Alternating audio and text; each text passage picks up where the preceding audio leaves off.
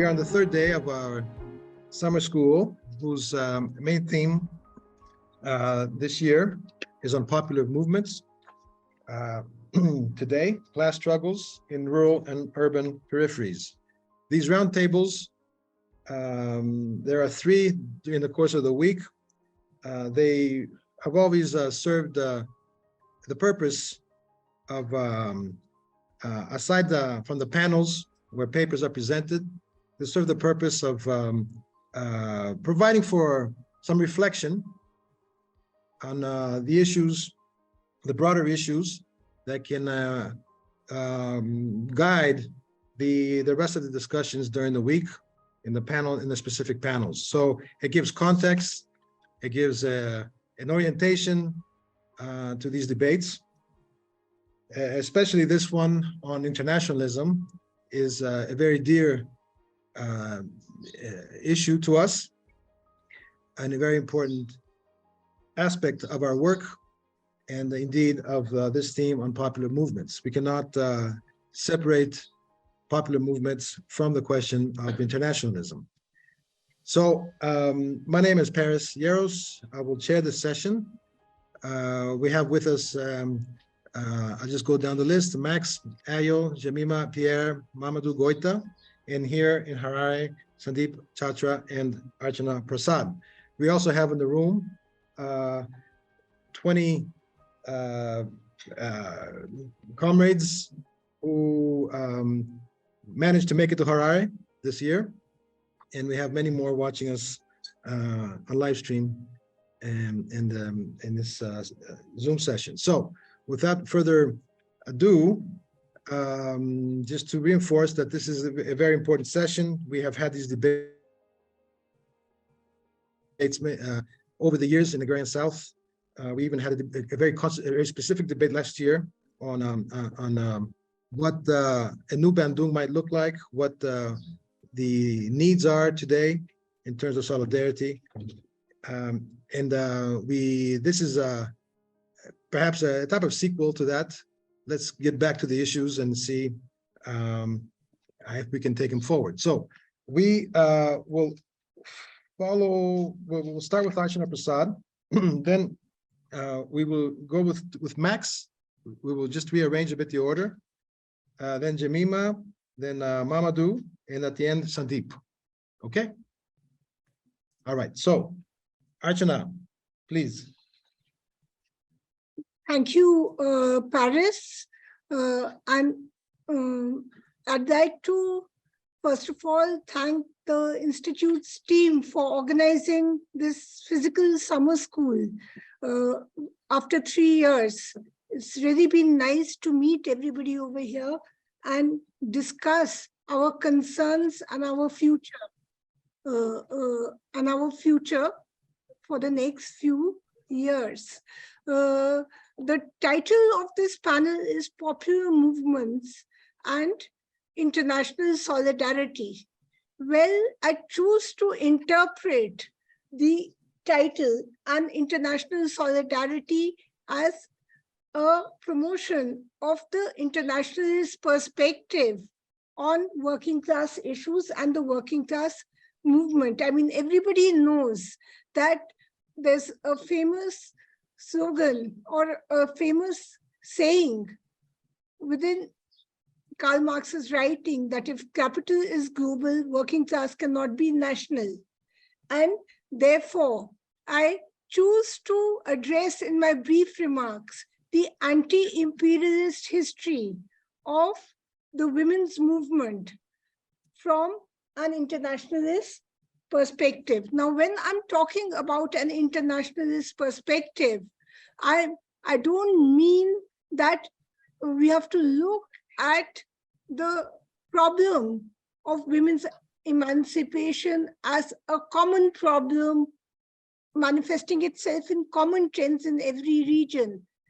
For me, an internationalist perspective is not occasional, but it's a perspective where women's emancipation becomes an essential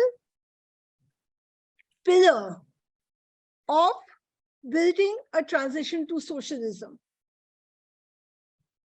this fundamental inequality within the capitalist and, of course, the pre-capitalist systems too has framed the class formation process in the world. And I choose to look at this, the long history of women's emancipation from a perspective of working class unity. In 1920, the firebrand Russian feminist, Alexandra Kollontai, socialist feminist, she basically said, on 8th March, we celebrate the International Working Women's Day. But 8th March is also the day of the February Revolution. So the importance of the International Women's Day and the concerns of working class women to the working class cannot be underestimated. And she was only following the path that Clara Zetkin had shown by pronouncing the International Working Women's Day, where she basically said, if you vote for women, you vote for united, strengthening the unity of the working class and a transition to socialism. So this is the first point that I would like to make. But associated with this is the problem of forging that unity. And it's not an easy path. We have to look at the problem of women's emancipation in this perspective, because the contradictions and the factors that divide the working class, whether it's race or patriarchy, keep remolding themselves according to the machinations of capital itself. So in this context, I would like to recall some of the early attempts to build international solidarity, which is a manifestation of internationalism within the women's movement. While reading for this panel, I came across some really interesting documents. And these documents were pertaining to the formation of the Women's International Democratic Federation. The Women's International Democratic Federation was a consortium of women's mass movements, which were left-leaning and had a decidedly anti-imperialist perspective. They distinguished themselves from bourgeois feminism in specific ways. Firstly, the agenda was influenced greatly by the Cold War. And some of the earliest documents I could find on this were in the 1930s, a precursor to the formation of the World Federation, which was the All-Asian Women's Meet in 1931. And I'm proud to say that many of the Indian communists were part of that meet too, which then turned into a 1949 meet in Beijing, where the precursors of the organization that I also belong to and in one sense represent, the All India Democratic Women's Association, that is the Women's Self-Defense Committee, was one of the organizers of that Beijing meet. That meet basically raised the class issues of working class women. And in that meet, the slogan for the unity between working class and women movement was made. And the World International Democratic the Women's International Democratic Federation, which actually had branches in Latin America. I don't know about how many African countries, when they did not have the time to investigate that, but certainly many South Asian countries were part of that. They met regularly in order to, even till 2012, where they distinguished themselves from the solidarity being manufactured in the United Nations amongst different NGOized women's groups. We are aware, if we come to the contemporary period, because there's not much time, I don't want to sort of take too much time on the history, but we are aware that there were 4 United Nations World Conferences on Women, starting with 1976 and ending in 1994 in Beijing. And the Beijing conference, and I will take some examples from India to elucidate that because I'm familiar with them. The Beijing conference had an alternative conference called the NGO Forum for Women's Emancipation in Hararu. And this forum was basically shifted away from Beijing, 1 hour out of Beijing, in order to avoid too much controversy. Yeah. Now, when this conference was announced, I know, for example, many national processes must have taken place in different countries, but in our country, the All India Democratic Women's Association brought out a document called Structural Adjustment or Structural Transformation ? And in this document, the organization questioned the platform for action, which was being proposed by the UN Assembly, with a focus on the structural adjustment program and on the actions of the imperialist powers on different regimes. Now, I don't want to get into too many details on this, but the Towards Beijing document had the signature of every major women's mass organization and even few NGOs on it, which went to Beijing.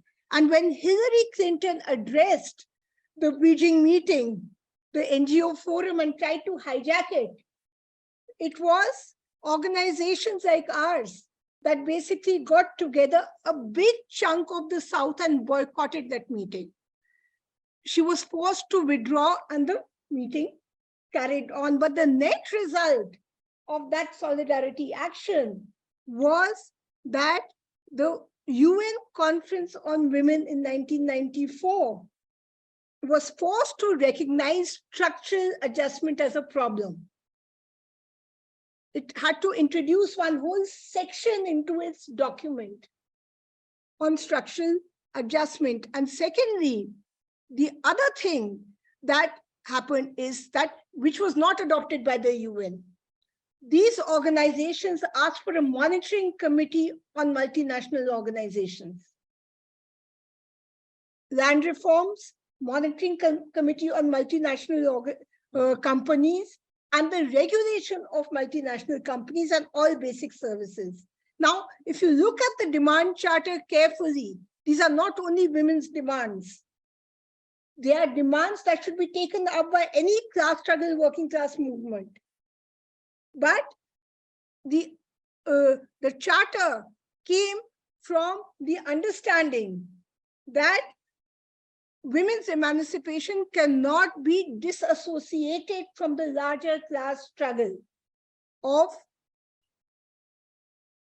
working class emancipation, albeit recognizing that certain special measures have to be taken in order to improve the political balance within existing working class organizations as well. So this struggle has been going on. Now coming, how much time do I have? 2 minutes. Well, I wanted to give me 5.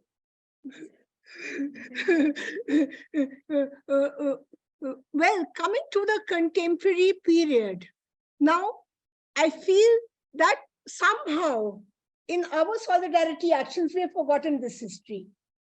And it has been actually pushed under the carpet in the scholarship as well. There are certain debates that one needs to take note.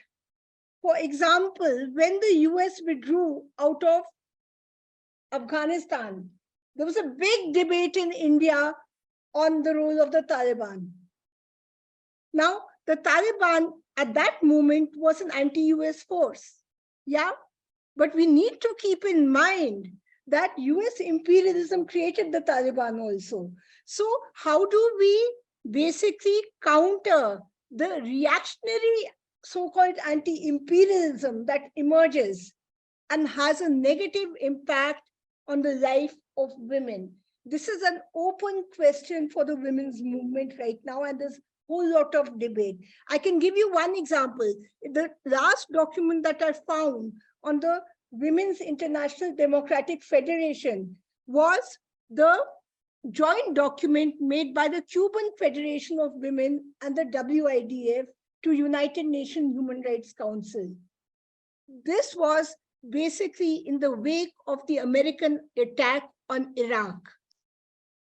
Yeah, getting to the forefront the condition of the women and their sexual exploitation by the US imperialist forces. This is the last recorded document that I find on the website, but as I haven't done enough research on it, I'm saying the problem of, we've been talking about NGOization and all this, but can only be resolved, and the NGO solidarity can be brought onto an anti-imperialist platform only by understanding the context and the questions that the context and the questions have emerged in the long history of anti-imperialism of the women's movement. And that movement is driven by working class women. After all, as Kaulantoy pointed out, the March 8th revolution,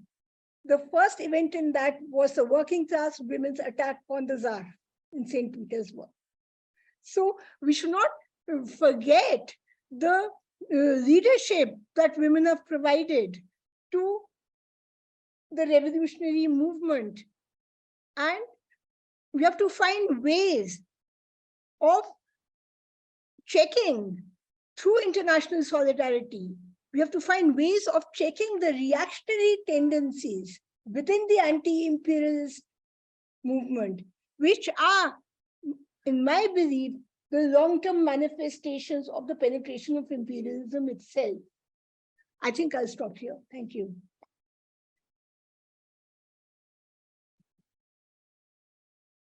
Thank you. Thank you very much, Archana. Very illuminating. What a great way to start this session. We'll move straight to the next is Jamima Pierre. Please. No, sorry, it's sorry, we've changed. It's Max, right? Max, sorry. So thank you, Archana. That was brilliant and very helpful for situating some of my comments.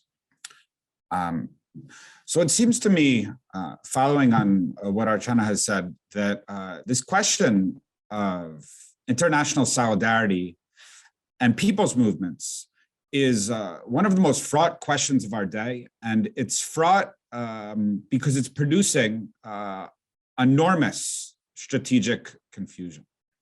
And it seems to me this strategic confusion is not merely within the racist European, Euro-American left, but actually this strategic confusion is broader than that at this point.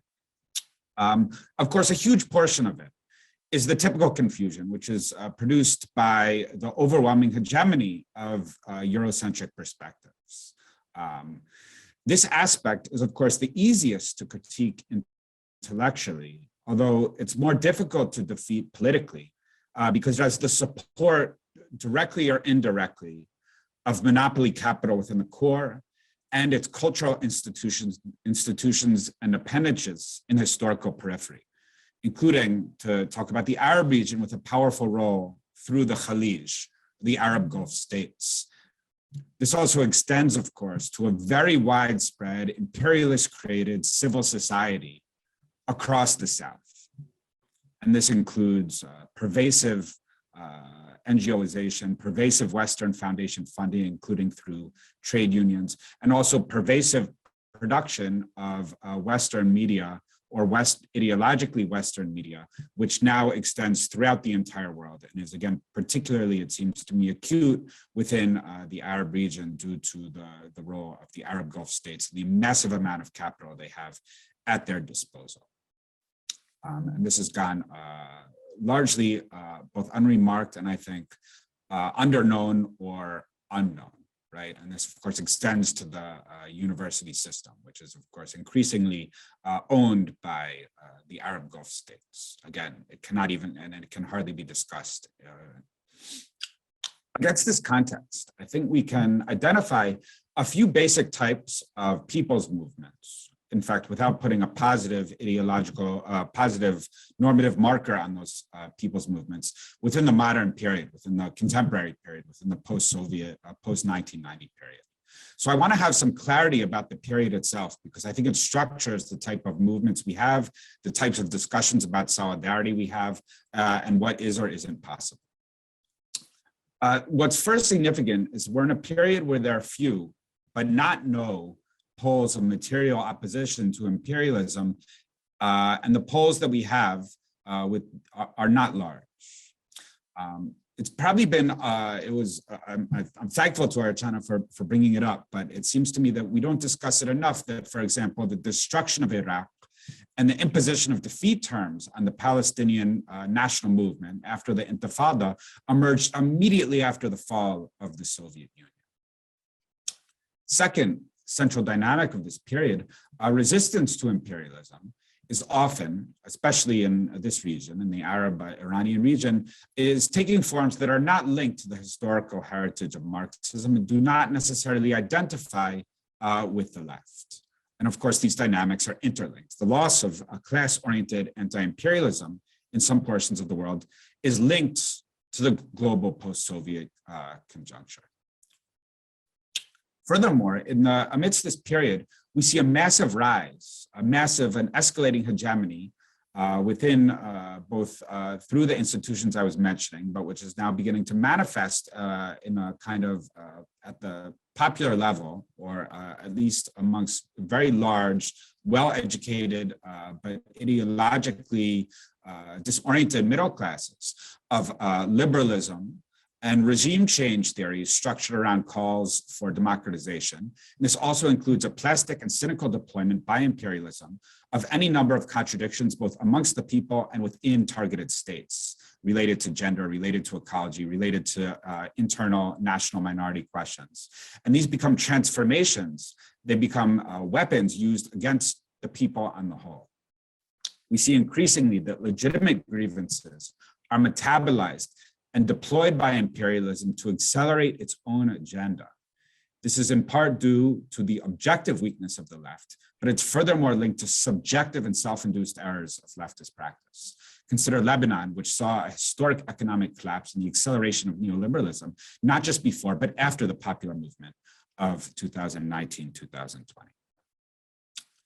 The three types of movements we then see, I think, are one, regime change movements. I think these have a popular edge, and we shouldn't dismiss it, because if we dismiss it, we misunderstand how to react to them. These could be disorganized, liberal, controlled by Western-funded NGOs within US target states. Second, there are more complex movements that seize on discontent and have some widespread and legitimate claims and are likewise within US target states. And then there are popular movements against imperialism and monopoly capital. It is, I think, the easiest to point out the historical pattern of calls for solidarity with alleged popular movements in states targeted by imperialism. This phenomenon corresponds to and here I'm thinking very much particularly of what happened in the cases like Syria and Libya, right? Where imperial ideology took full hold of a legitimate discontent and used it to try to topple the state. This is accompanied by, of course, as is well known, by proxy wars. When it comes to a strategic orientation from the global left to these movements, it seems to me there's not enough clarity with respect to them. It seems to me that we do not see enough vocalization and opposition from a lot of the world to what was going on in terms of the war on Syria, for example. That the confusion was not merely within the Euro-American left, but extended elsewhere, right? I think a more complex case is contemporary Iran, where there are what seems to me entirely legitimate calls for reform of the state, particularly around the rights of women, but this is within a state that imperialism is targeting for its categorical immolation, for burning up the state itself, right? I think this presents a more complex case. A country like Iran has increasingly and mounting severe internal contradictions around class, gender, ecology, widespread social reproduction. It is also the primary support base for anti-imperialist movements in the Arab Iranian region, right? Both of these are true at the same time. Against this background, if these contradictions are not addressed in a pro-people way, we can state that, and we should state this clearly, the US and Israel will use them like cracks in a foundation to bring down the entire society. On the other hand, the forms of solidarity, which are now practiced on a wide scale, and this is not just a problem that's in the North, but I've also seen it in the South, right? Although they look like forms of solidarity that could have been practiced, like internationalist and feminist solidarity in the 70s and 80s. Really, they seem to me a mimicry of it because they do not rest on the strong enough forms of commitment to anti-imperialism or alternative poles of social organization that opened up an ideological space for auto-critique or for critique of states like Iran within the anti-imperialist left, right? And so they're overwhelmingly now, this form of solidarity is essentially coupled with calls for regime change, which it's not clear that this call has widespread resonance within Iranian society, right? But this, in fact, tends to overwhelm the discourse, and suddenly we're, unless you call it a popular revolution, you're identified as an apologist, right?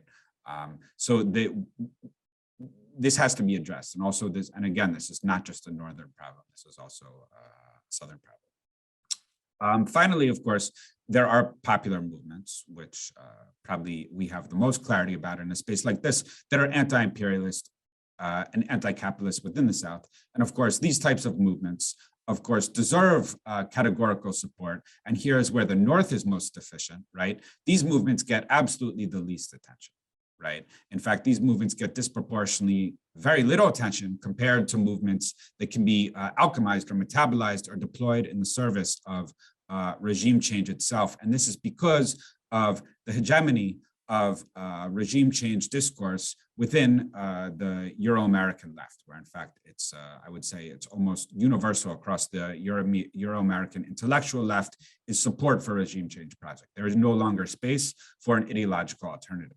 And I think there's not enough clarity about that, it seems to me, in the South. And we need actually, and I live in Tunisia, but I'm from America, we need more clarity and critique about that from the South and be able to mount opposition to that, right?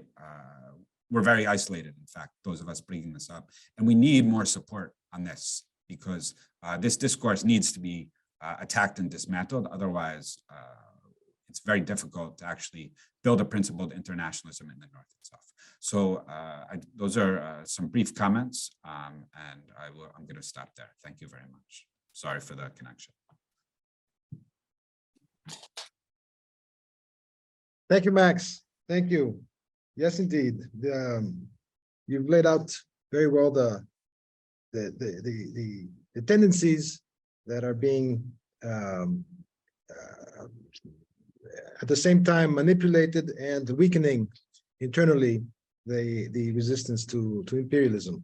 We will come back to this, and we would, of course, I will not abuse my role here. We will just go straight to Jemima. Please. Hello, everyone. I hope you can hear me. Yes. Yes, okay. Yes. It's very early for me in California, Yes. but Morning. Good morning. Yes, afternoon, everyone.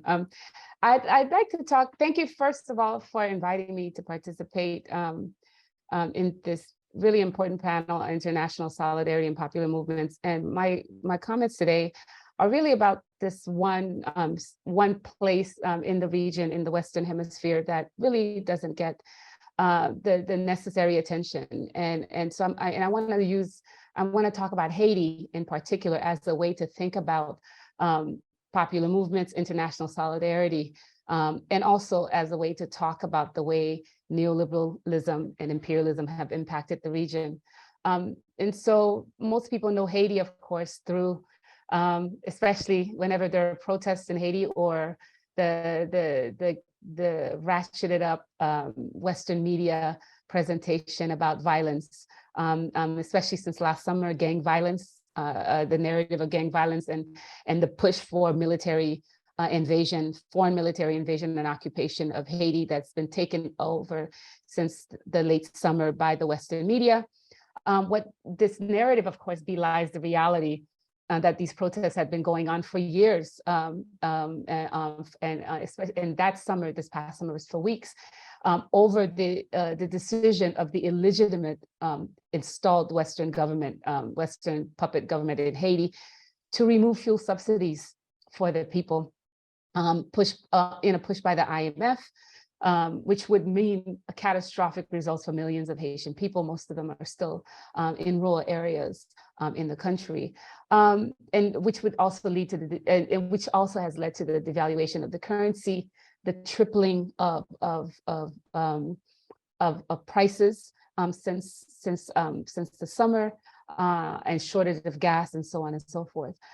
So the most recent talk until this day, there's been nonstop talk by the US, Canada in particular, and France, to send a foreign military armed force to supposedly to quell gang violence, but no conversation has been about the legitimate protests. One of the key things that has been lost in thinking about Haiti is how difficult international solidarity with Haiti has been, because there's the world's inclination to blame Haiti's economic and political situation solely on its international affairs, and also with the view that Haitian people cannot govern themselves. And this is a long-standing view that goes back to 219 years, that goes back for 219 years since Haiti was the first and only modern nation to get rid of, to defeat Napoleon's army and get rid of slavery and colonization and white supremacy.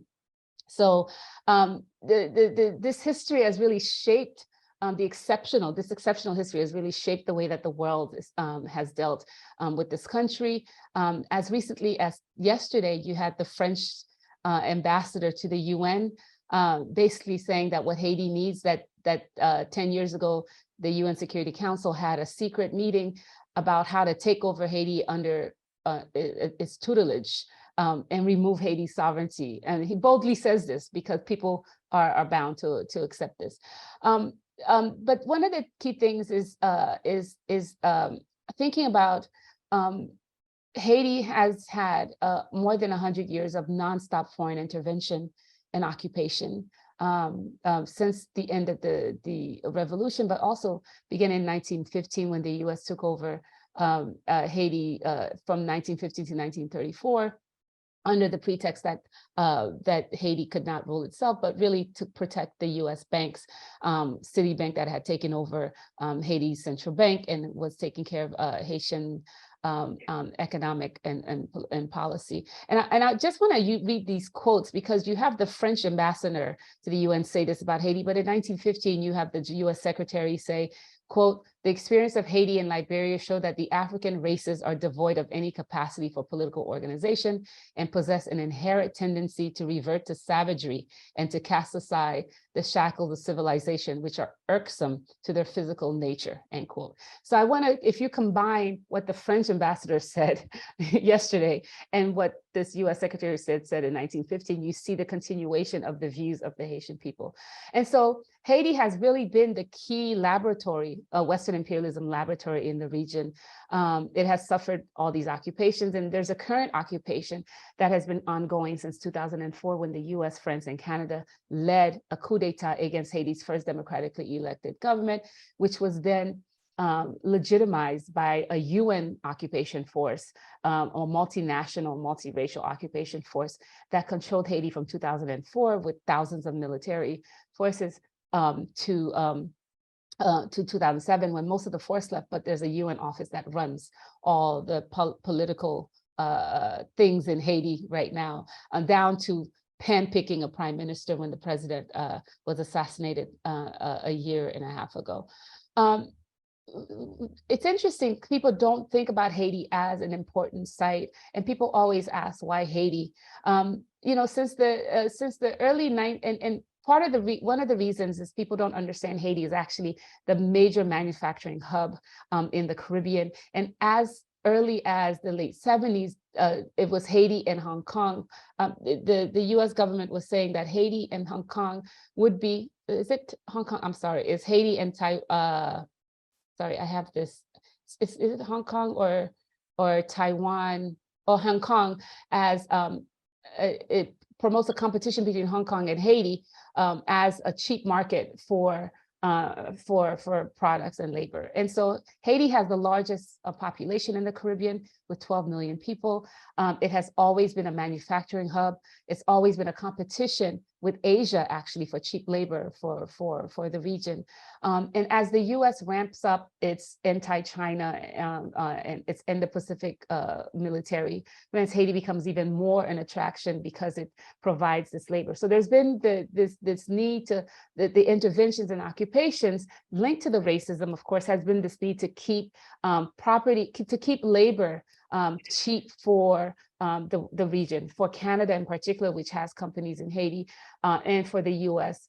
And this has been the ongoing thing. And the way that imperialism, and Haiti becomes then the laboratory for imperialist machinations. And so since the 90s, one of the things that happened after 1990s, after 80s, during the Cold War, rather than the Cold War strategy of propping up authoritarian regimes, policymakers sought to influence a broad array of civil society to create a more palatable democratic allies in the developing world.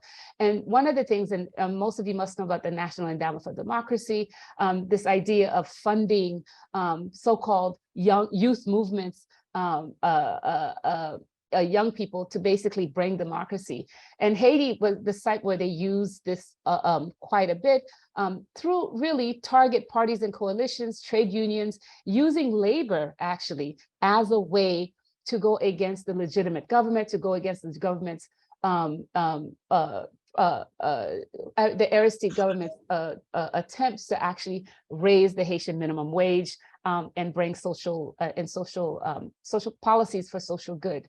And so the overwhelming, what happened is that the US funded quite a number of these, and with the Haitian manufacturing, Haitian economy in the dumps, especially since in the 80s, the US government was dumping rice, killing Haitian manufacturing, Haitian agriculture through neoliberal policies.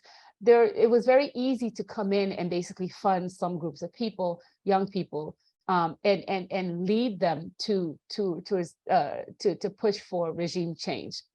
And this is how labor has been used. And even though Haiti has a very strong labor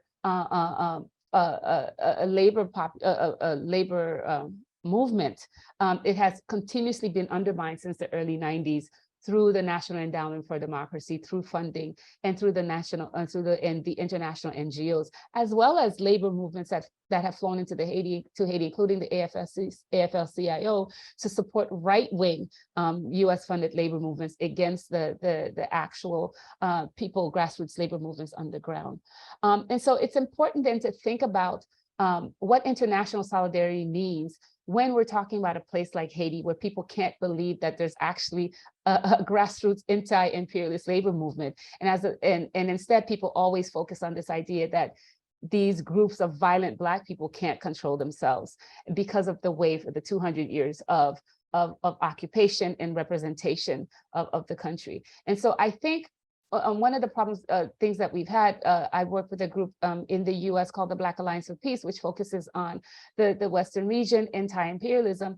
It's always been very difficult to get people to actually understand how key Haiti is to the region, to US imperialism, to neoliberalism, to putting down labor, and to experimenting new ways of of dealing with anti-imperialism and labor protests by absorbing protests and creating this bourgeois, a bourgeois opposition. And so until we actually see Haiti, what's interesting also for the region, and I'm going to stop here, is it's easy to give support to places like Cuba, places like Venezuela, but it's always been very difficult to deal with Haiti. And we have to understand why that is. And until we actually focus on how significant Haiti is in the region, and we cannot actually have international solidarity if we don't understand its importance, and if we don't see its processes as linked to all these other processes throughout the world.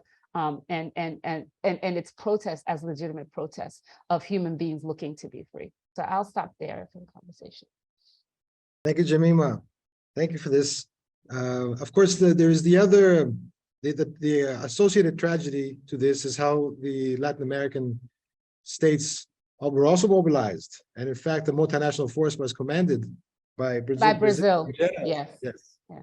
And Mexico is in the lead for this new push for a foreign military force to Haiti. So it's Mexico and the US pushing for this. So we really have to think about, we cannot have international solidarity if these so-called leftist leaders also participate in putting down Haitian sovereignty. Thank you, Jemima. Thanks so much. We go next to Mamadou, please. Thank you, Paris. Thank you all. It's really a very big pleasure. Can you hear me? Yes. Yeah, it's really a very big pleasure to be with all of you, even though I couldn't join you in Harare. I can imagine where you are sitting and what things are happening. So happy to discuss with you. I'm not in town, actually in Bamako, but it's really a good opportunity to exchange with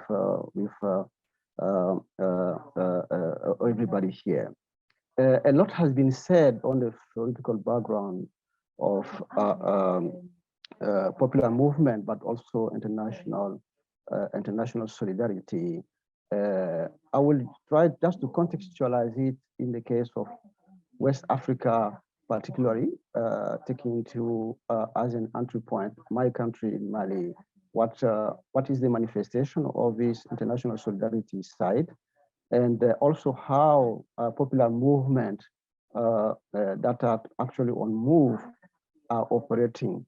But before going in that perspective, I just want to highlight the fact that if you look at what SMAIAS said, that popular movement working toward two key points, two entry points, may be completely different in terms of the way they are operating.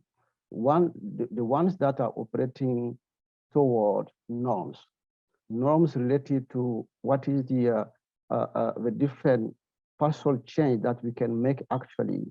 This is the most popular side part of the most numerous side of the popular movement that we have actually in the world. Just trying to see what kind of minor change we can make in the institutions, confronting what the state is doing, confronting what is going on the with the international community that we have been talking a lot about here, and how operationally we can just try to modify and have access to policies and to some spaces to operate. The second category of popular movement that is also described by author like SMAIAS is the one that are working toward values. Working toward values, meaning that it's looking for a deep social change in what is happening and how to operate. It's not just bringing people together, different kind of stakeholders, what we call them, different actors, different kind of constituencies of the society all together. It's not about the temporality of the issues, but the way that we are trying to have these deep changes in the society. So actually, can we talk about popular movement in the case of Africa or not? That is a big question. If you look at these two ways of dealing with the issue on norms related to political, social, economic, and the like that we have been talking about, and the labor forces that are within the kind of class debate that is within this power relation between different stakeholders, and looking at the deep change in the society. If I want to apply that, I totally agree with the categorization that Max has been doing. This is very helpful just to understand the different kind of popular movement that exists. Actually, I totally shared that perspective of this categorization. I want to apply that to what is happening actually in particularly in West Africa, historically speaking. In the 1960s, this is the period when most of the countries have been independent. Most of the countries in West Africa were socialist regimes with a strong relationship with some of the popular movement that exists, anti-colonization movement that was built. And then online of that, this movement were addressing key issues, how to reframe the colonial way of looking at production system, looking at the way that accumulation and redistribution was done within the society, and how it can be reflected in the new change that we had with the independence period. But it has been really a kind of dissolution for most of this movement, the anti-imperialistic movement that we created to fight against colonialism, because the system that colonialists have been bringing in the continent, many in most of the West African countries, they have been resumed with new regimes. Under even those under socialist regime were just resuming the colonial trade model related to that. So they have been disconnecting the political trend that was going on with the way that the society was operating before colonialist period, just after slavery in between, and before the colonial period. So most of that has been very critical to the changes that we had. The economic power relations that have been building continue just to try politically to be open to changing the power relations between the dominant classes and those who were oppressed during all that more than 1,100 years period, and what was just trying to be the model that can be linked to that, the model, economic, social, and political model that should be matched with this kind of movement. So emphasizing on commercial trade issues like cotton, like peanut, like coffee and cocoa in West Africa has been creating a new trend of accumulation and slowly just creating the gaps between different classes instead of just trying to have this transformation, this systematic transformation of the values. We have been working on norms. So this is very important. And then came some period in some of the West African countries in the 1968 to 1973, we had a severe drought that had been creating, showing us that this model that has been creating is more harmful to the transformation that most of the movement, the anti-colonialism movement that were operating and trying to create these baselines of just achieving the transformation that was going on before. So it has been very harmful to the societies, looking at the fact that this drought has just shown us that there is a big difference between what was expectations just after independence and what was going on with a new model of colonial system that was occurring in the country. So it brought a new ways of organizing, mainly in the peasant community, to face this new class that was emerging slowly and more oppressive than what was happening during the colonial period. And then the failure of the model just has brought to most of the movement just to reorganize in other ways, instead of looking at the norms that were operating, they're trying to look at the values. So this is the first generation of movement that emerged in the 70s, looking at back, what are some of the values that were necessary to be introduced to the fight that they were doing. So some peasant movement came at that period. But unfortunately, because the system was too binding and was too strong just to make this kind of change, and that came a period of structural adjustment period in the 80s. So when people were trying to define the way of fighting against the system, so came that period where many of the countries were so indebted because of the model that had been created in the 60s, that finally they enter in the adjustment program and creating again more gaps between different classes in the system, because all the liberalization of prices that have been happening, the kind of internalization of the models that have been operating, and most of the Green Revolution model that also came to Africa, and they said that it bypassed it because of some reason that I won't come back again. So we had this model that was not matching with the kind of social movement that was created. So the first movement, the first generation of social movement around mainly the farming system, tried to reorganize in other ways.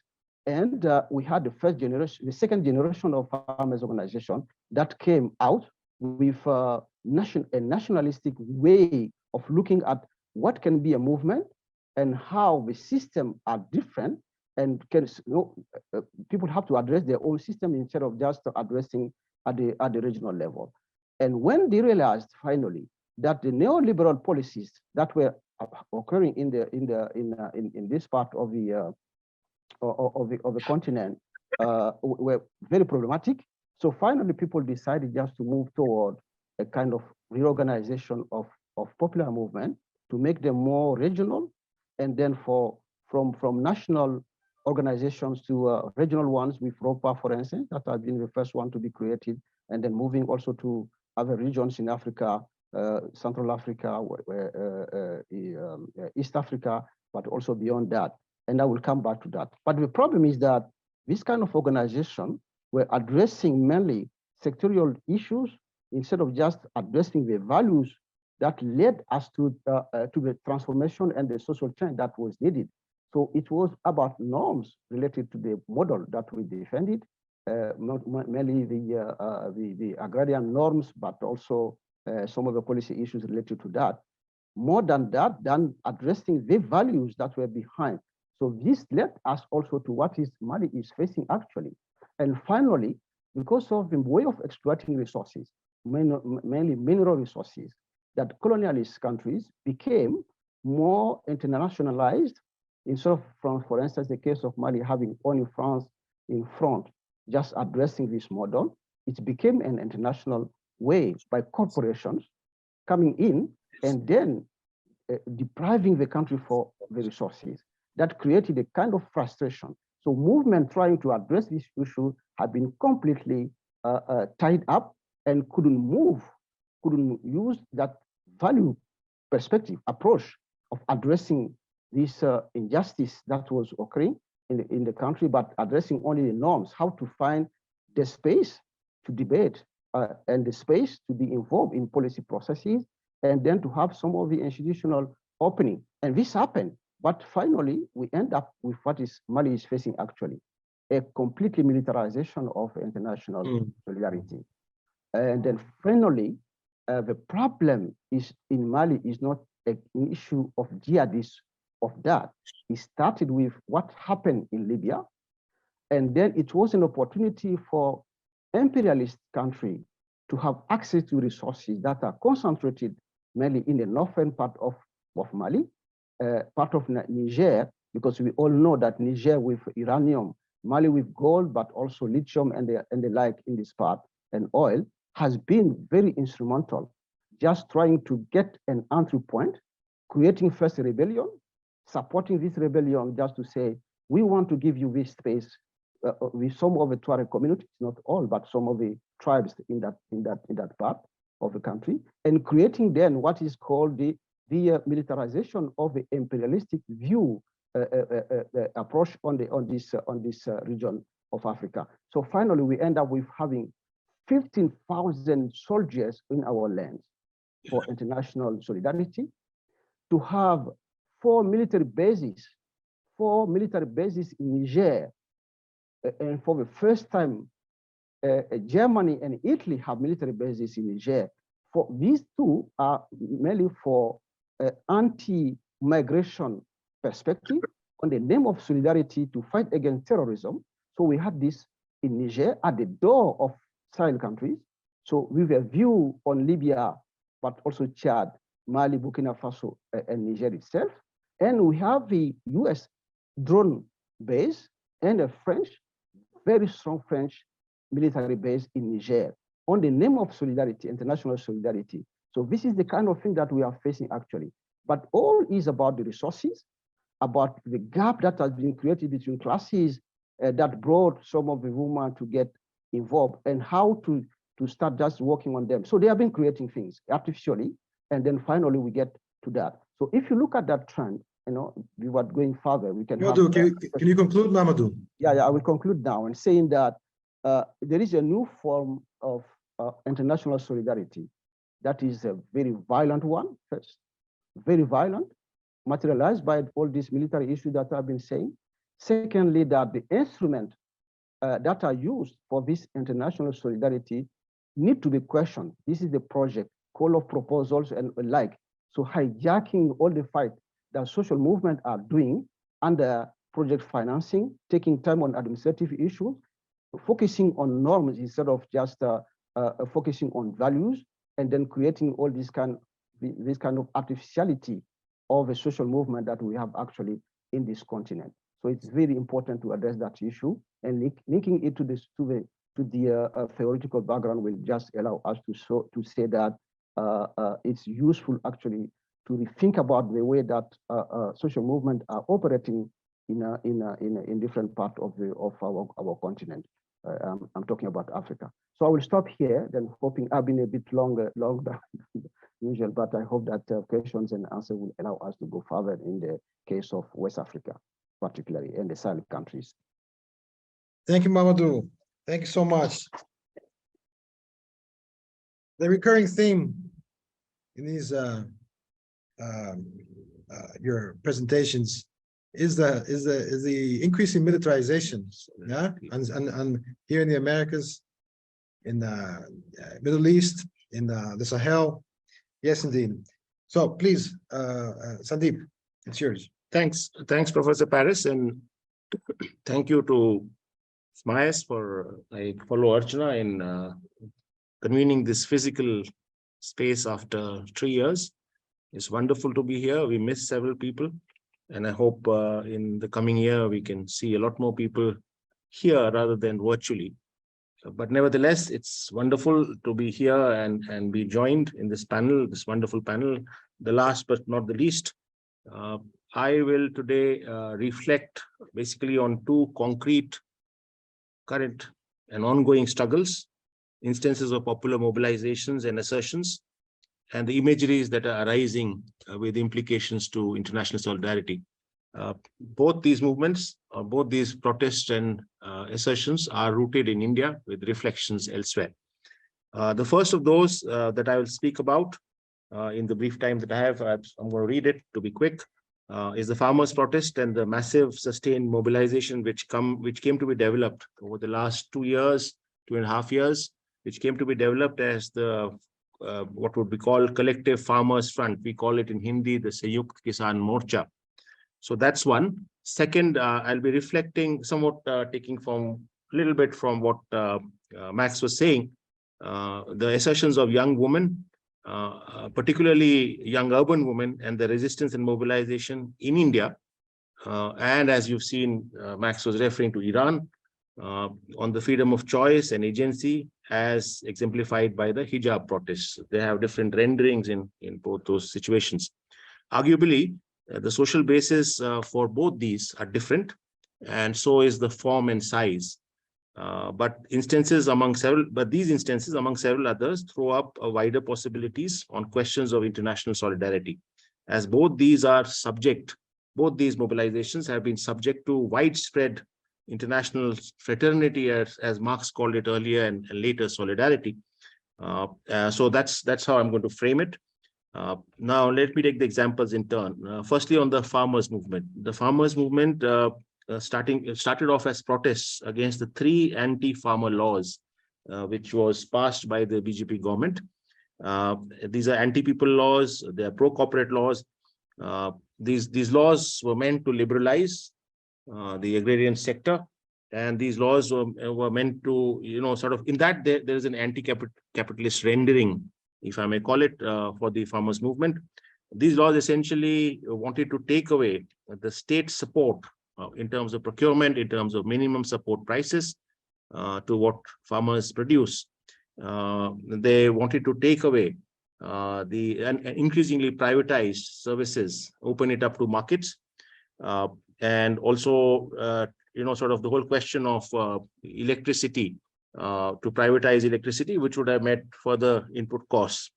The farmers' protest and struggle presents a saga of, it has unraveled over the last 2 years, temporarily interrupted, but not finished, because of late, I think the Sanyukt Kisan Morcha is again saying it'll go on strike.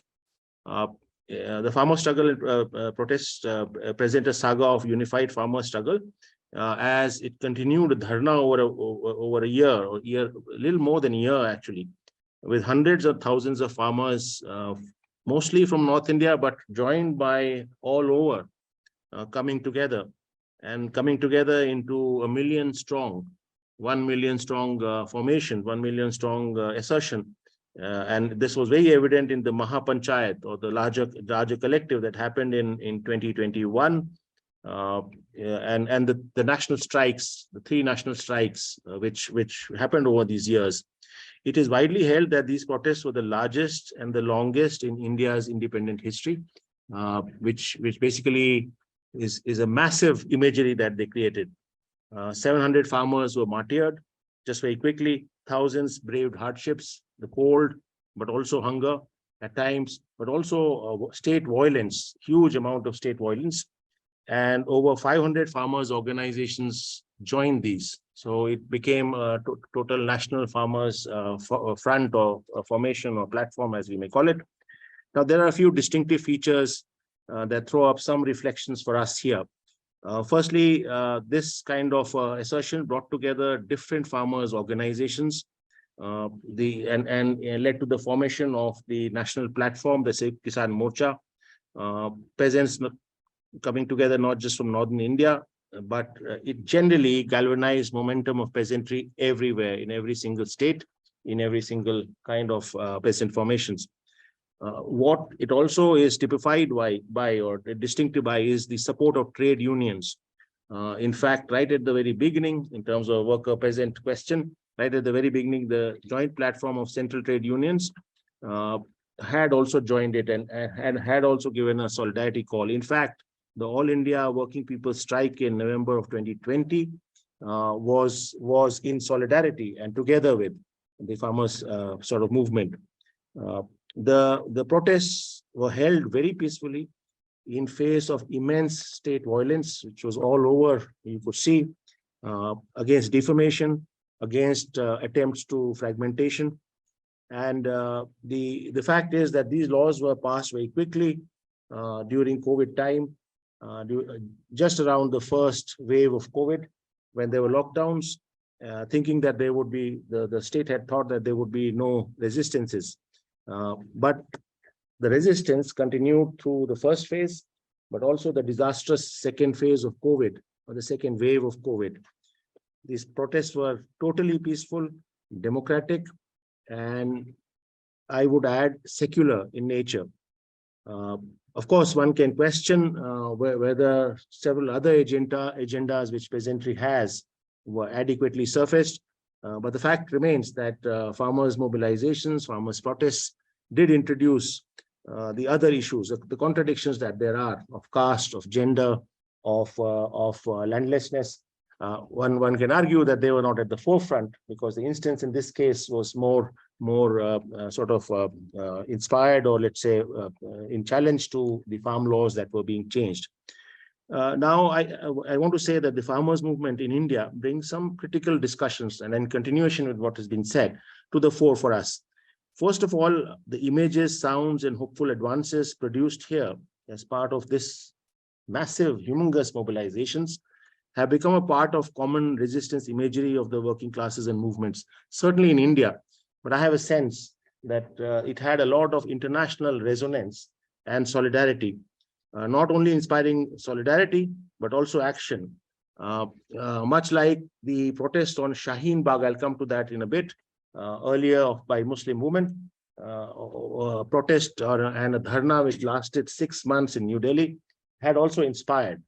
Those Shaheen Bagh protests were around the amendment of Citizenship Act, which essentially was an attempt to delegitimize the Muslim community in India.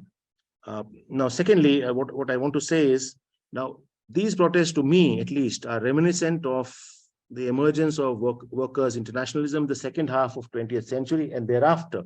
And Archana touched on it. The International Workers Association, the First International, and beyond it. And these have found, which had also found expressions in the communist and socialist parties of that time. The question is, where is it at this time now? In its expression in the communist parties as in India, and its manifestations of inspiring resistance politics and international solidarity and support, can it find home in the possibility of Working People's International? So can the assertions of farmers in India, can the several such assertions of working people, as in Iran in 2018, and several others, indigenous people's resistance, do they find the home in the possibility of a Working People's International at this stage, which has feminist values? I think this is a question mark a lot of people are debating. Secondly, and finally, how can it open up new frontiers of struggle within these sort of assertions? The frontiers around the climate impact, the frontiers around the climate loss and damage, the question of indigeneity itself and the indigenous people's dispossessions, the feminist assertions that are going on. So these are some things that I would like to highlight on the farmers' question. The second example that comes from India is on the anti-hijab protests in India over the last year, over the last several months. A quick recap: a school in Karnataka refused girls entry into schools on the pretext that they were wearing hijab. And now, this is constitutionally allowed in India, freedom of speech, but also freedom of how you want to dress, of how you want to be, is constitutionally mandated, and several high courts before, in different state courts, Kerala and in Tamil Nadu, have upheld this right of girls and young women to be as they wish to be within the articles of the Constitution. The freedom of speech, the freedom of dress and choice. The besieged girls from Muslim community, in this instance, Muslim community is highly besieged by the fascist inclination, the political religious inclinations of our state, resisted and and held their ground up till now of autonomy, of freedom of choice, leading up to small but powerful protests and litigations. These protests were largely led by the Muslim community, the girls from within the Muslim community. Of course, others joined in solidarity, but they largely headed up. While litigations, and there are several litigations which are pending, and litigations are also pending in the Supreme Court. We don't know where the constitutional bench, which has been constituted for the purpose, goes. But these protests have certainly galvanized, in face of counter mobilizations, some degrees of what I would call progressive solidarity, both nationally and internationally, by the several students' unions, by the several progressive formations, by IDWA, for instance, All India Association of Democratic Women, and others that Archana was referring to. Elsewhere in Iran, as we know, and Max was referring to it, Mahsa Amini's death sparked off massive uprisings against the theocratic state and its patriarchal impositions on women. It is noted that such an uprising against the theocratic chauvinist nationalist state, I would call it, which has used decolonization to its sort of ridden the wave of decolonization to its regressive sort of politics, comes after a massive working class strike and protest on bread, on jobs in Iran in 2018. Several have since been hanged, as we know, and what we see is the unraveling of a state-sponsored terror. In both these instances, in Iran and in India, around the hijab, there have been huge solidarity, particularly expressed by feminist movements, particularly expressed by trade unions, the progressive trade unions, the Women's International Democratic Federation, for instance. And in both these instances, the question of state violence, the question of fascist and theocratic inclinations, in both these cases, are being challenged. Such a peaceful situation, also we noticed at the time, such a peaceful protest, we also noticed at the time of Shaheen Bagh protests, which I mentioned were around the changes in the Citizenship Amendment Act. Now, the question is, will these kind of assertions and mobilizations, with the solidarity that they have, lead to a political project for emancipation of women, or are they somewhere separate, or sort of said fragmented assertions or vertically fragmented assertions? Secondly, what I want to sort of also bring it, that are these imageries and imaginations, the question is there a political instrument available to women which places the agency, which places these imageries at the forefront of the politics, at the forefront of the political project, in a rising feminist solidarity? One can talk of popular politics, one can talk of political parties, but is there at this conjuncture need to reflect on a different set of politics with reference to emancipation of women, given what has been the case in history? So I'd like to stop here. These are some thoughts that I had in reflecting on these struggles. Thank you, guys.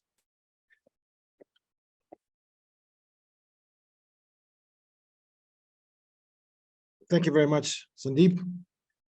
Well, we have a wealth of, first of all, experience from our contributors, our speakers, our comrades on this panel, and a wealth of dilemmas to ponder.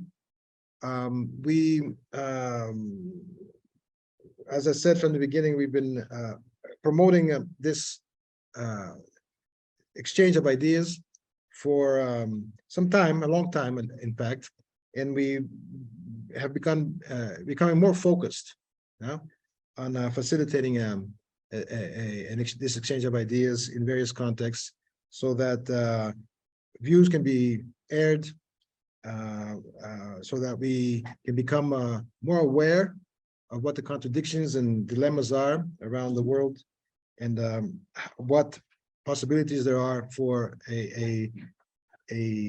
what Samir Amin had called a international of working peoples. We are all, at least on this side, the disciples of Samir Amin, and we certainly share in this ideal.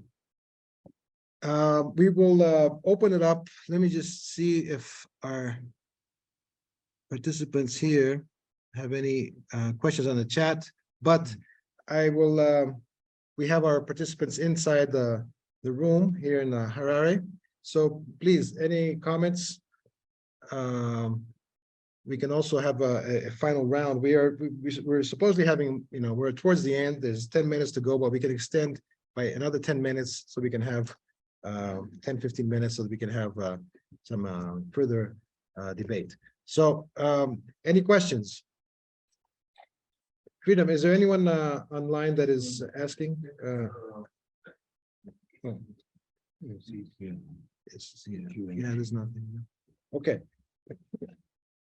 Please, Praveen, I think you would have to come here. Yeah, I'll come there just to say hello to Yes, yes. all the listening comrades for India. Yes. Praveenja.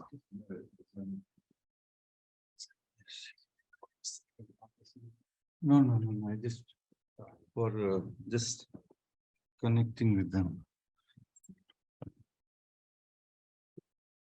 So yes, Mamadou, your paper is still awaited for last 3 years now.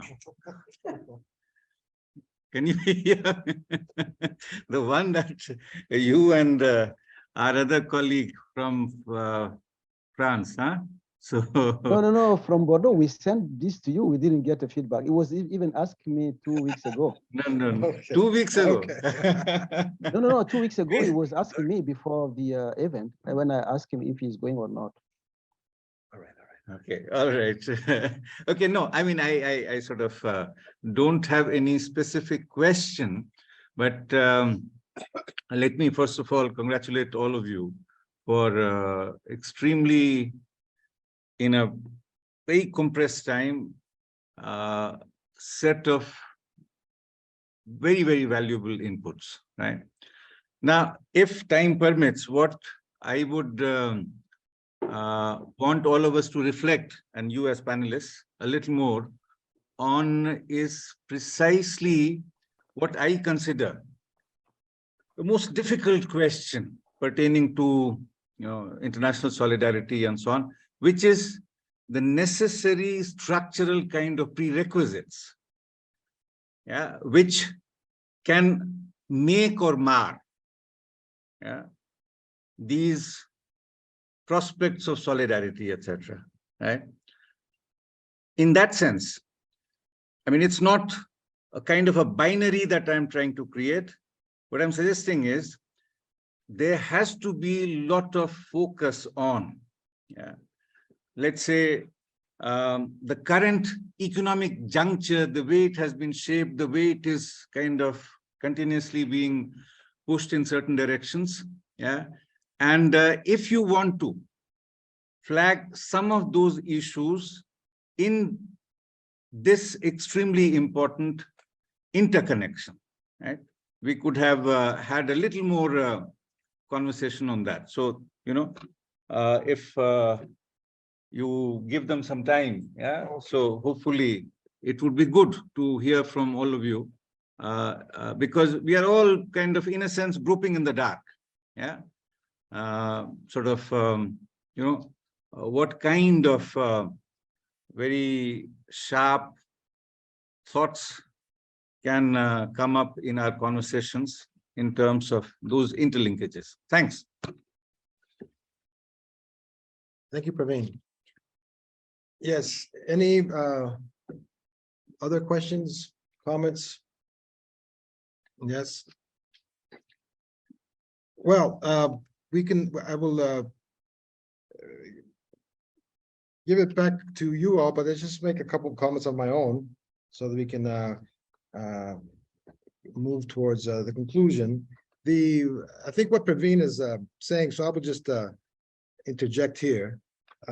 We are indeed in a very unique historical period. It is a permanent crisis. We had this debate on Monday. It is a permanent crisis of capitalism. which is entering in the phase of its terminal decay. Yeah, this decay can last long, and it is producing certain new and old phenomenon. One is not only the neo-colonial order, which established itself after decolonization, general decolonization.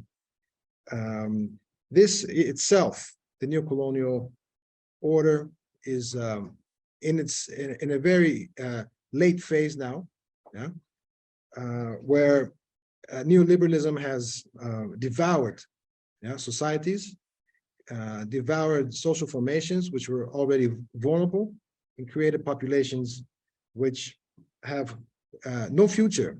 Yeah, if we take seriously the contradiction, the basic social contradiction of capitalism, which is to create reserves, burgeoning reserves, labor reserves, on a continuous basis. We are now in the 21st century in a situation where the labor reserves are growing and growing, and in the South, there's no future unless a radical change of direction takes place, so that the peoples of the South can exercise sovereignty and organize political systems and economic planning to effect a transition.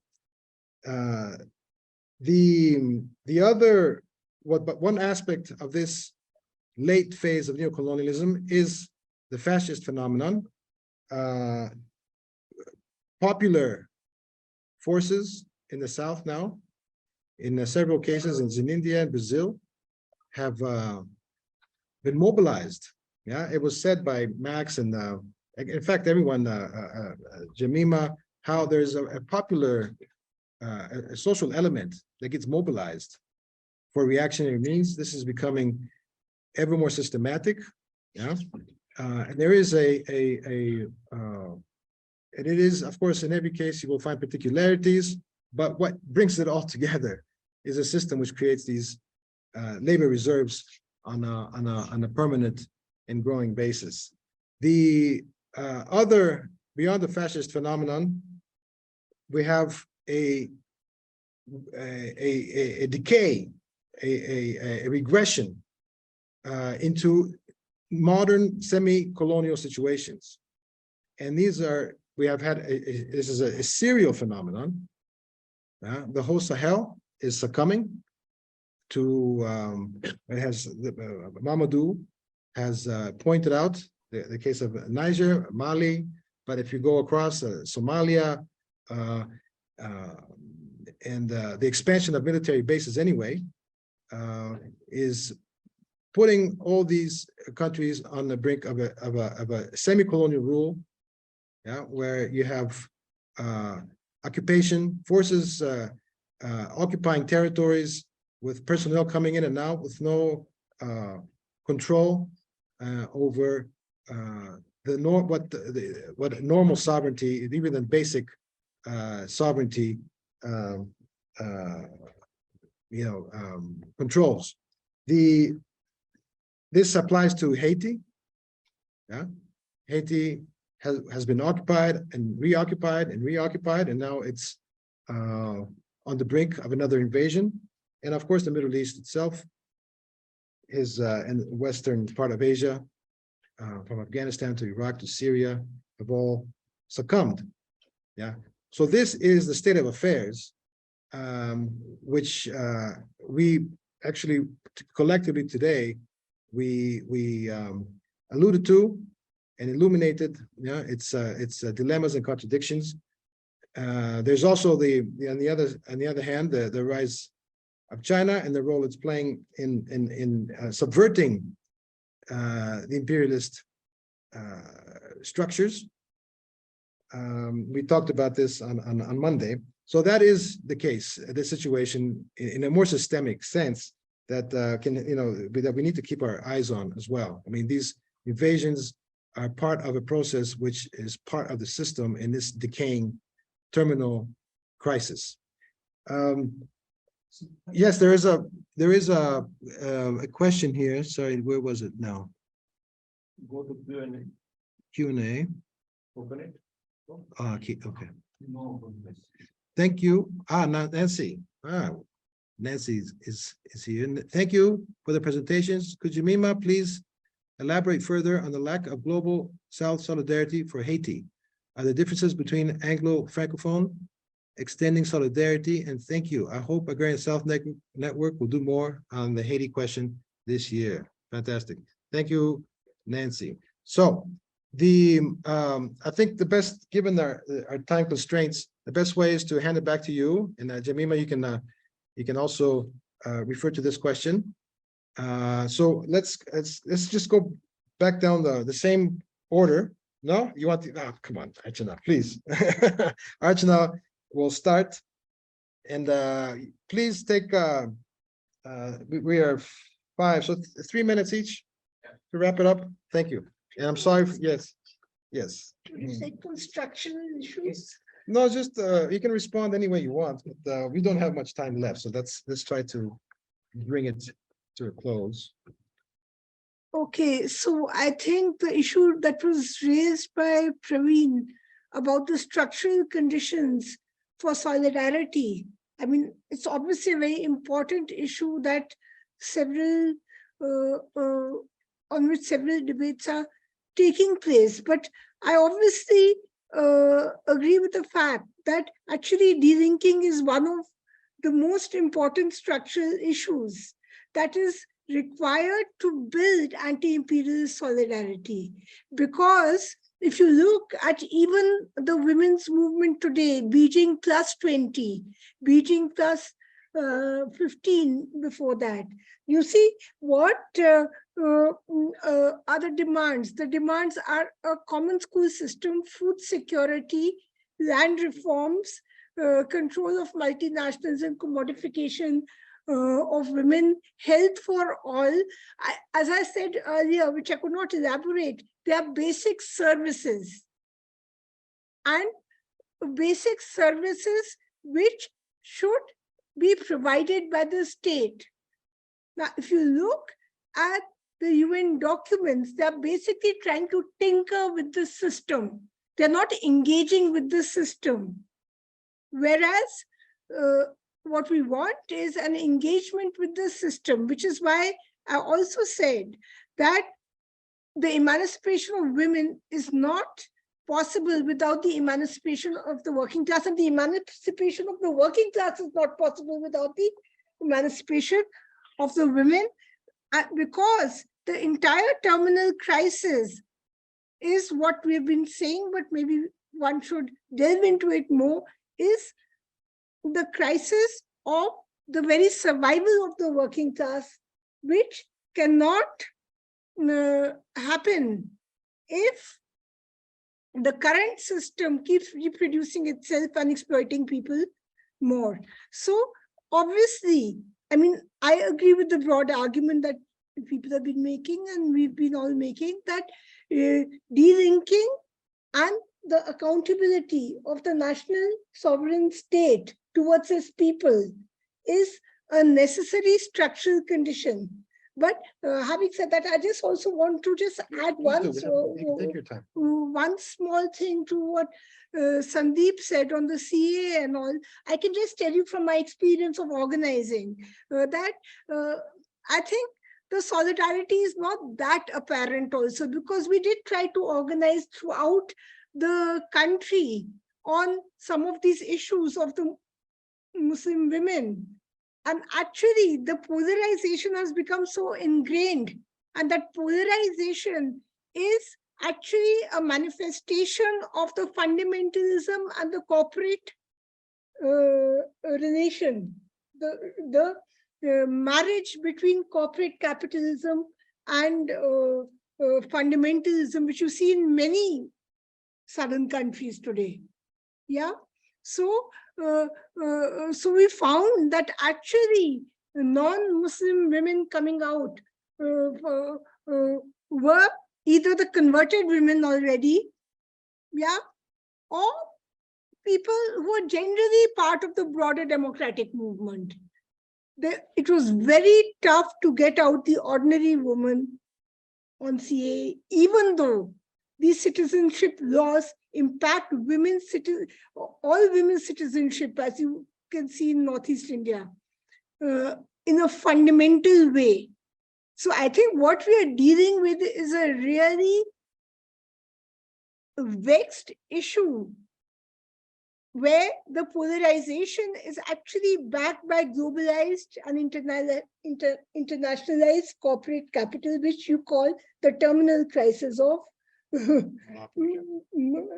monopoly capitalism. The only way is to fight its de-linking. Therefore, you cannot have a separate feminist perspective from this. This is what I believe in. The moment you start to separate the feminist perspective, you get into the problems of the reform of the system rather than the transformation of the system, which is the slogan which we had given, not structural adjustment, but structural transformation. Thank you very much. Thank you, Archana. Actually, I was told that I'm exaggerating on the time, so we can take 5 minutes each, as Archana already took anyway. So we have, we can go for another 20 minutes here. So the next, Max, please, Max. Thank you. So I don't know if I'll go for 5 minutes, but yes. So I think what's critical, in fact, in discussing solidarity in a context where we have pervasive recolonization, semi-colonization, state fragmentation, state shattering in the Sahel, in the Arab-Iranian region, in Haiti, Afghanistan, elsewhere, right? This is pervasive. This is far beyond neocolonialism. Is that, first of all, solidarity has to unroll, be manifest amidst an active defense of the political sovereignty regime that was achieved in part by the decolonization and national liberation movements, and that the US and the European regimes are trying to roll back actively. They're trying to roll it back materially, and they're also trying to roll it back ideologically, right? That needs active, and of course, as Jemima's pointed out, there's complicity with that, in fact, within social democratic, complicated social democratic states within the periphery itself, right? This needs to be actively resisted. Both, of course, we need organizational forums and spaces that can bring people together and draw strength from one another, that can set an agenda on a world scale and also set an agenda also for the northern people living in the north, right? To set an agenda so that people have a pole to which to be accountable. I mean, this is what Paris was writing about in a new Bendong. We need organizational forums where people can come together and arrive at common lines. And this is absolutely critical. This also needs to take place. I wish we had a participant from Algeria to talk about the Hirak, which I'm not really qualified to talk about. But one of their refrains has been a defense of the state, right? Not necessarily defense of the government at all, but a defense of the state against imperialism, right? This has been absolutely critical because what imperialism is doing is collapsing the state itself, right?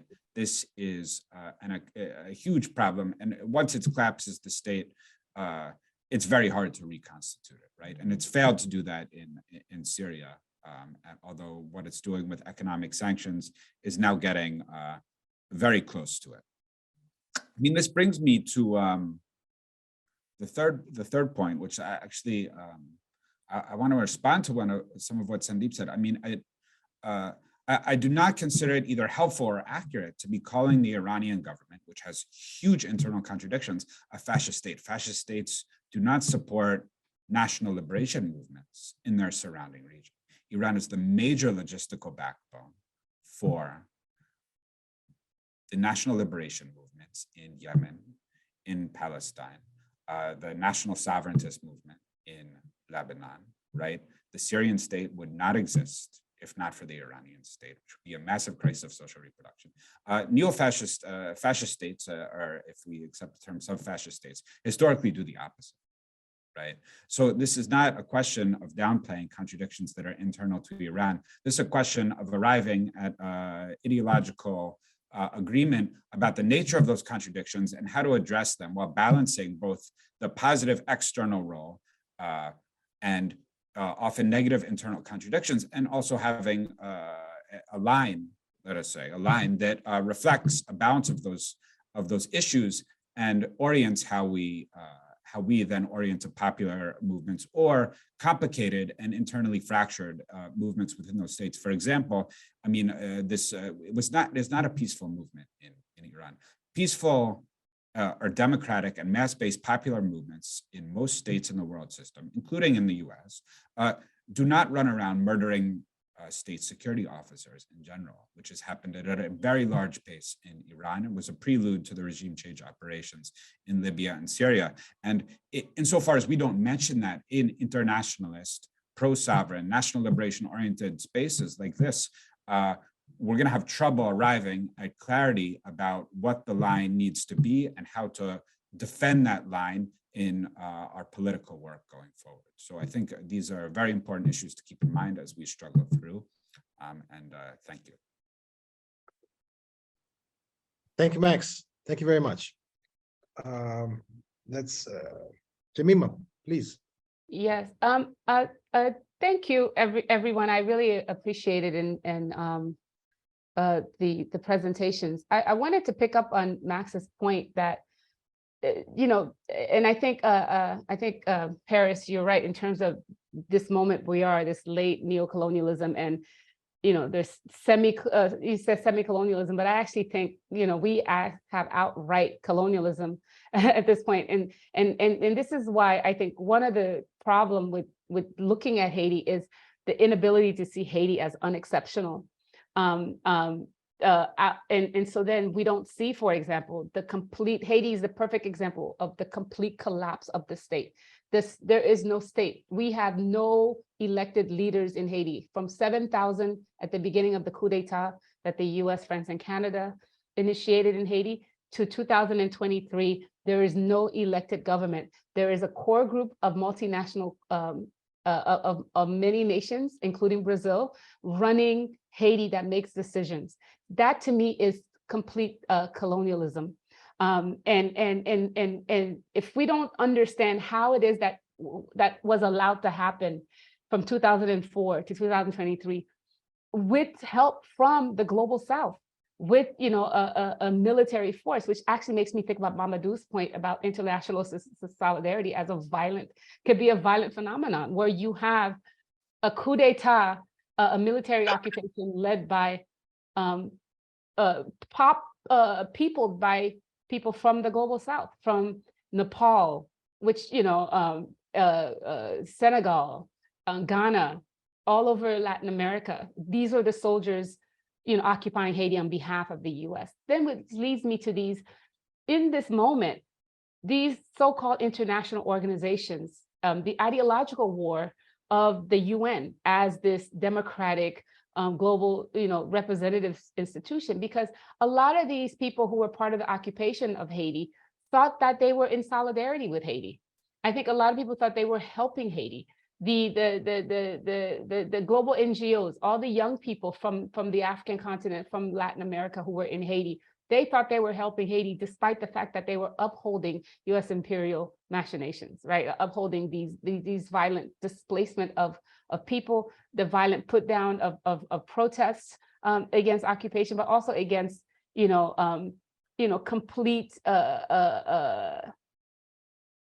against workers, you know, against workers' rights, right? The keeping down of wages and so on and so forth. So I think we actually need to think about this in terms of the ideological work that's working, but also the shift, how empire works these days, right?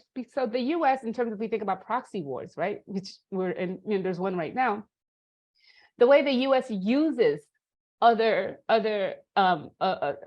US and the West use other global South nations to carry out its work. So to use Haiti again, the US has this new Monroe Doctrine. It's called the Global Fragilities Act, which is a work between the US State Department, the Department of Defense, and USAID. So it's bringing together the NGO, the Defense Department, and the State Department.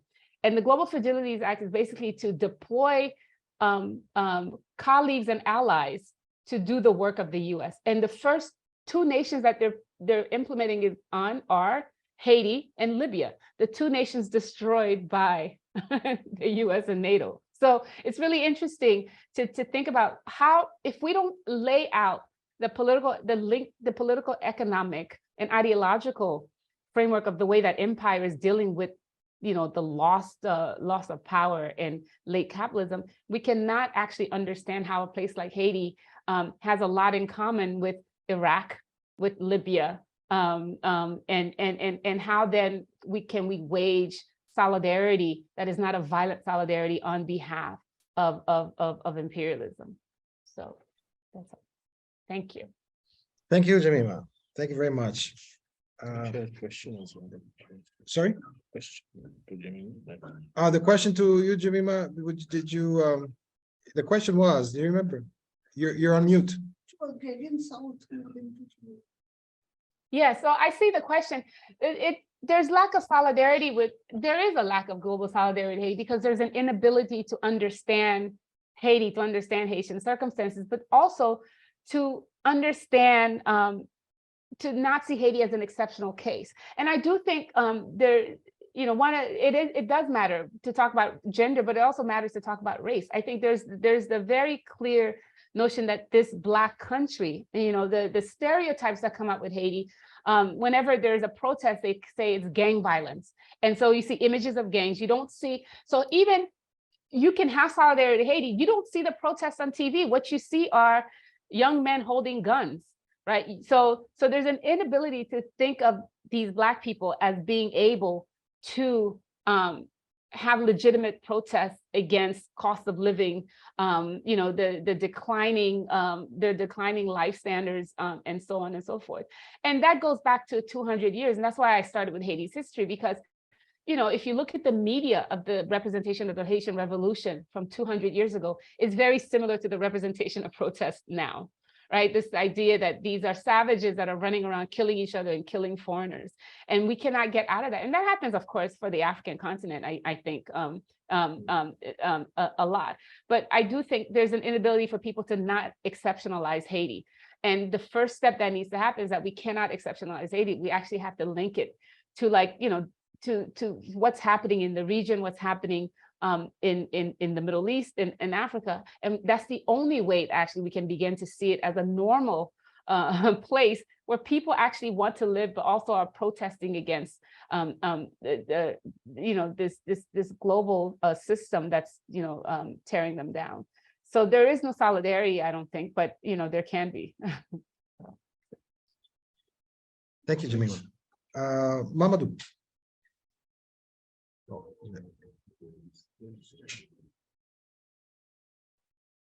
Thank you very much. Thank you, Jemina, for flagging this issue. So the issue of racism linked to what is happening actually is very important to go through.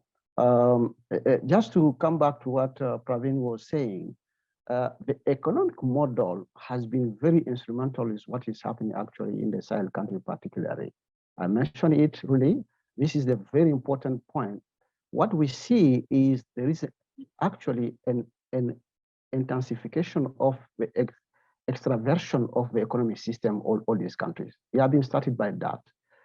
Secondly, people have been working on the way of disindustrialization processes in most of the country. We take Mali, for instance, at the independence between 1960 to 1965. Mali was the most industrial country in West Africa with 63 industries owned by the state that are working in different segments, and that was pushing the agricultural sector developing in adding value to all the product. By the 1983 already, we had none. All this has been privatized because on the name of adjustment program, and then extraverting. And first they have been bought by some of the companies, international corporations, and then completely left out. And if you look at what the kind of we are raw material providers. Most of these countries are raw material providers. Just to give you examples of the case of Niger, how the labor forces reserve has been growing constantly, and those young people are now joining the terrorist group because of just looking for revenue. And we cannot talk about decent revenue. Niger for 30 years have been, the uranium from Niger has been exploited in the model of exploitation of resources. That was the model. It's not sharing of resources, but exploitation of resources by Areva from France. For 30 years, the total revenue that Niger had is 7%. 7% of the total revenue from uranium that came out from this country. And then it has been used just to strengthen the tightness around Niger, and then contributing also to make collapse all the economic system that this country was planning for its development in the 60s. The case of Mali is also something that needs to be highlighted. If you look at Mali, Mali has been selling in 2019 $3.7 billion of gold in the international market. And then from that, you know what Mali has, just contributing to its economic redistribution, $69 million. Out of the 3.7 billion, Mali has totally, including all taxation system, salaries, and all has been getting is $69 million in total for its investment. So it's not possible. And we have all this green revolution model that was also applied, extraverting the economic system for people to have access to input outside of the continent. Most of the countries have been suffering this year because this war between Russia and Ukraine, most of them were buying chemical fertilizer from that country. So we are even the kind of accumulation that we are having is also extravertial, just buying this kind of input out of the continent and bringing it back. So it brought the situation when we have the constantly growing labor forces reserve, and then these young people have been used by terrorist groups, used by the same channel of international cooperation, and then just to use them as weapons against their own state. So if you look at this economic model, that is really creating condition, and the different players are on the ground actually working on economic partnership agreement between European Union and Africa, all these instruments that have been developed by the US also on the GROW model, and then have been very instrumental in creating this situation. So in most of the country, there is no economic model today. You cannot just flag what is the model that people are having, but international community has a model for these countries and creating this really violent system that we are having actually in the continent. So I will stop here. Thank you very much for listening. Thank you. I deeply hope that next year I will be in Harare. Yes, of course. We're missing you here. Of course. Thank you very much, Mamadou. Sandeep. So just quick comments. Firstly, in terms of Professor Praveen's observation, you were talking, Paris, of the terminal decay, and how will that terminal decay lead to a quick death or an end? And to me, I think the biggest, and given the structural sort of economic issues, the biggest opportunity to me, as we see it, is the dispossession of working peoples, and a huge dispossession of working peoples. And therefore, the possibility, which is being manifested several places, the possibility of working people, reserve labor coming together. And therefore, that goes to the point Max was raising of what alternate or different forms of organization can we conceive of beyond or in addition to trade unions. Are there such emerging? Are there such formations emerging is the political instrument itself sort of needs re-envisioning as a progressive response. So to me, that is the biggest opportunity out of what you mentioned, Professor. And then, of course, headwinds, the headwinds of nationalism in a regressive way, the question of